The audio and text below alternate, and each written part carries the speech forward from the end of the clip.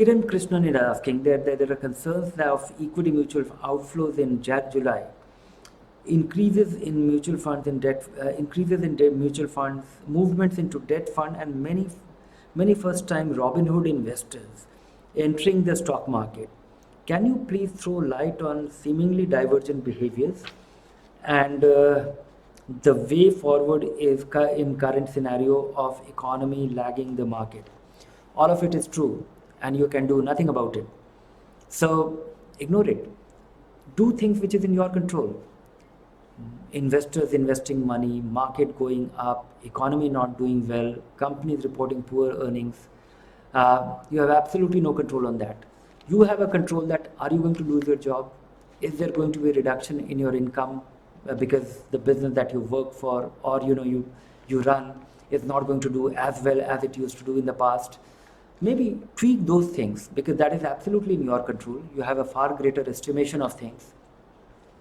At the same time, the market is not going down simply because everybody thinks that, this is for next 4 or 5 quarters and things will bounce back. And we have come across this, the earnings report, the first quarterly earnings after this crisis started. And we see that real earnings have come down. But most managements actually give it a rider, except for some businesses which will be impaired or, which will be hurt very badly and it will take them a long time to recover. But many businesses we are getting back on track, and many businesses are hopeful, and they're witnessing that some of the disruptions are getting moderated or normalized, and so everybody is of the view that it's a 1-year write-off. 1 year businesses will not make money, but things will be back to same old ways of steady rise and growth from there on. So I would say that all of it is true. Focus on things that you control, and what part of your money you don't need for 5 years, 10 years.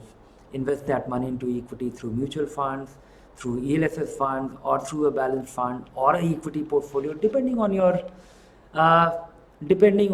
how bad you're hurt by the madness of the market. So these are all different vehicles which gives you a different experience. If you get very anxious and if you're very worried about all this, aggressive hybrid fund is good enough, or a multi-cap fund or a tax-saving fund is good way to start. Regularly investing is important. If you are fine with your equity portfolio or building a stock portfolio, you have the temperament, you enjoy reading our reports, you are willing to subscribe and spend some quality time on weekends reading that, go ahead and do that. But worrying about who else is doing what is not going to take you anywhere.